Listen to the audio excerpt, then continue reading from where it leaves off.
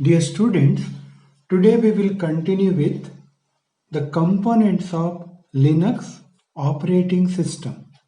What all components are mainly used with the Linux operating system, that we will see. So in the figure, you can see at the core, that means at the lower end, there is hardware. In the core there is hardware, and to activate the hardware in Linux system there is one major thing called kernel. In all the Linux system there will be one software called kernel. What is the use of this kernel? Kernel makes the user to interact with the hardware. That means the kernel is interpreter in between.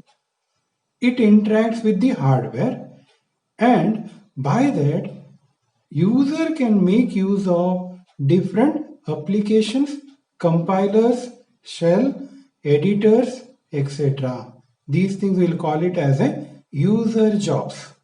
That means user want to work on some specific task, then he has to interact with the kernel, then kernel interacts with the hardware. And these three are called three layers of Linux operating system: hardware, kernel, then all the user jobs, applications, compilers, shell, and then editors. Editor to write a program, shell maybe to do some programming with Linux. We will call it as a shell programming. Even it is called as script in Linux operating system. Okay, script programming, and then compiler to convert one language to another language. If you are having any computer language like C, to convert that C program into machine understandable format, we need compilers. And the Linux is having inbuilt compilers. And then other applications. Maybe you can use some other applications, maybe Star Office, just like MS Office in Linux, there is Star Office. You can make use of that Star Office, okay, by using Linux operating system. Then there are users, they will interact with the Linux operating system through this compiler applications, etc. We can see user 1, user 2, user 3. User 1 will use maybe shell, user 4 will use editors, maybe user 2 with application, user 3 with compilers. In Linux, one advantage is in the network system, many number of user can work with the Linux operating system, and each user can work on different jobs or different tasks. As I explained, what the hardware is, the physical machine or the bottom or base of the system, made up of memory, RAM, CPU, and input-output device. Those things we will call it as a hardware in the figure. Whatever the hardware is there is nothing but RAM, CPU, and I/O devices such as storage, networking devices, graphical devices, etc. Second one is the Linux kernel. This is called as core of the operating system. It's right in the middle. It's software residing in memory that tells the CPU what to do. It tells the CPU what to do. It will act like a controller. Kernel will act like a controller in the Linux operating system. And third one, user processes. As I said, user jobs, user processes. These are the running program that the kernel manages. Whatever the programs kernel manages, those programs are called user processes or user jobs. In simple, we will call that thing as a processes. The kernel also allows these processes and servers to communicate with each other, known as inter-process communication or IPC. The kernel allows these processes and servers to communicate with each other. That means the kernel will act like a interpreter in between processes and the server. And that process we will call it as a IPC, inter-process communication. So, in brief, we can see like what are the functions of kernel. What we can say as a functions of kernel. First one, memory management. It keeps track of how much memory is used to store and where it is used and what part of memory is used. All those things are managed by kernel, memory management. Then the second one is process management. Which process can use the central processing unit? When and for how long? Maybe for example, if you have one processor, single processor CPU, then the kernel manages that processor for the each and every work. Which work is having highest preference? All those things it will see. Which process is having highest preference and which process it has to take first and which process it has to take at the end. All those things are managed by kernel. Then the device drivers. Device drivers means in computer system, each and every device needs one software for the working, and that we will call it as a device drivers. For example, keyboard. If you are connecting keyboard to CPU, directly the keyboard will not work. Along with that, it needs one small piece of software. By that, we can take the advantage of keyboard or any other input device. For any input device, there will be one driver. Mouse drivers. Keyboard drivers.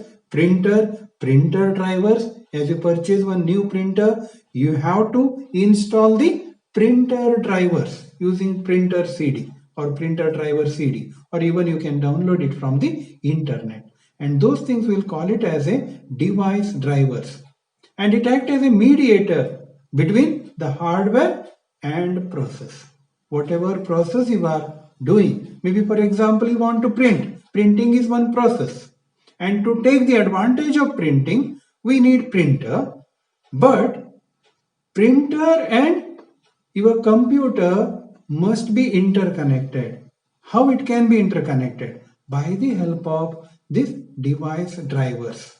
Device drivers are for that purpose, to interconnect your device with the computer. System calls and security. It receives requests for service from the process. So that means each and every process will request or will send the message to the kernel. I need some time. And on that basis, the kernel will work. That means kernel will give the preference. For example, if there is one work here, one work here, one work here, one work here, and all these process will give request to the kernel. And on the basis of preference, on the basis of request, on the basis of maybe queue system, the kernel will work on these processes. First process, second process, third process, and the fourth process. Next, what is that shell? As I have shown that thing in the figure. Here you can see shell is here. What is that shell is? A shell provides an interface to the Unix system. It gathers input from you and executes programs based on that input. Maybe for example, sometime you want to see the calendar of any month or year. Okay, then you can take one command called CAL. CAL is command in Linux system to take the calendar. of any year or any month. And for that purpose, we need shell. That means the shell is media. By that, you can work on Linux system by taking different commands. That's the use of shell. Shell is an environment in which we can run our commands, programs, and shell scripts. Maybe you want to work with the programming in the Linux operating system, then we need shell. You want to work with the C programming, then we need shell. There are different flavors of shell, just as there are different types of operating systems. Each flavor of shell has its own set of recognized commands and functions. Okay, those things we will see later. To open the terminal, that means to work with shell, we need one terminal prompt. Okay, terminal window, and that we can activate by pressing Ctrl plus Alt plus T. Together, holding the Ctrl key, Alt key, and T key, we can activate terminal. Even you can take it from the menu. Even in the menus, in Linux menu, the terminal is available. That I'll show later. When we start working with the Linux system, I will give demo on those concepts. And here, this is called a prompt. Prompt means user message. When the shell is active, it shows the dollar symbol. That means presently the shell is active. You can start working with the shell that it indicates. It is called as ready indicator for the shell. And afterwards you can type any command like date. Okay, if you type date and if you press enter, it shows the current date and time. What are different type of shells? There are 4 different shells commonly in use. One is Bourne shell. Bourne shell is written by Steve Bourne at AT&T Bell Laboratories, and it is called as original Unix shell. Bourne shell is also used in the Linux operating system, and it is mainly preferred shell for the shell programming. Okay, that is to write script in Linux, we will use Bourne shell. And drawback is it lacks features for interactive use. That means the Windows type of concept is not available in the Bourne shell. And it also lacks with built-in arithmetic and logical expression handling system. And it is the major shell for the Solaris operating system. And for the Bourne shell, the non-root user default prompt. That means I am ready prompt, I am ready to work, that it indicates by using dollar symbol. That is called as prompt. Prompt means user message. For the user indicator, that we will call it as a prompt. Root user default prompt is hash. Second one is C shell. Is Unix enhancement written by Bill Joy at the University of California at Berkeley. Incorporated features for interactive use such as aliases and command history. That means we can add another name that we will call it as an alias, and command history. Maybe you can take the previous command. Already you have worked on one command and again you worked on second command, third command. Once again we can take the first command. That is called as command history. That is possible in the C shell. It includes convenient programming features such as built-in arithmetic that is not there in the Bourne shell, and C-like expression syntax. C-like expression syntax. It means in C we will write English-like statement to do the programming. That type of syntax we can take in the C shell. And the syntax means grammar. When we are handling programming, for each and every programming language, there will be specific grammar for the each command, and that each command grammar is called as syntax. That means how the command must be, what is the format of the command. Okay, that format we will call it as a syntax. syntax, syntax. Even there is one more word called semantics. Syntax and semantics. semantics. Semantics. Semantics means logic, our thinking capacity. That we will call it as a semantic. And the syntax means grammar, language grammar, programming language grammar is called syntax. And our thinking to work on that programming language is called as semantics. For the C shell, the non-root user default prompt is percentage. In the Bourne shell, it is dollar, but here it is percentage. And the root user, as like Bourne shell, hash. Third one, the Korn shell. The Korn shell, KSH, was written by David Korn at AT&T Bell Laboratories. It is superset of Bourne shell. That means it supports everything in the Bourne shell. So it is called a superset of Bourne shell. Has interactive features comparatively to C shell. Includes convenient programming features like built-in arithmetic and C-like arrays, functions, and string manipulation facilities. String means set of characters. And set of character management is possible in the console. And here command full path name is maybe /bin/ksh. Non-root user prompt is $, same like Bourne shell, and the root default prompt is hash.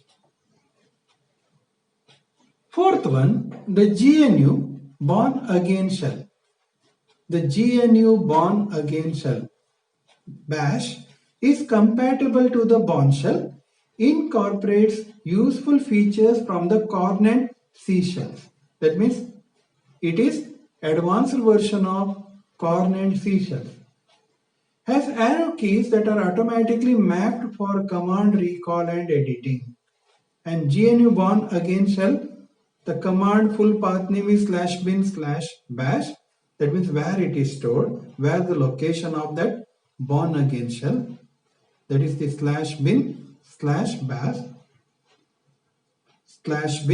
/bin/bash. Default prompt for a non-root user is bash x.xx $. Here x.xx indicates the version number. Maybe for example, the version of bash is 3.5, that is indicated as bash minus -3.50 $. Same way, root user default prompt is bash x.xx hash. So these are the components of Linux operating system, and we have studied all the components. Just go through the components. I will send the notes of all these slides. In the next class, we will continue with commands of Linux operating system. And even in the next class, I will give the demo on Linux operating system. Thank you. God bless you.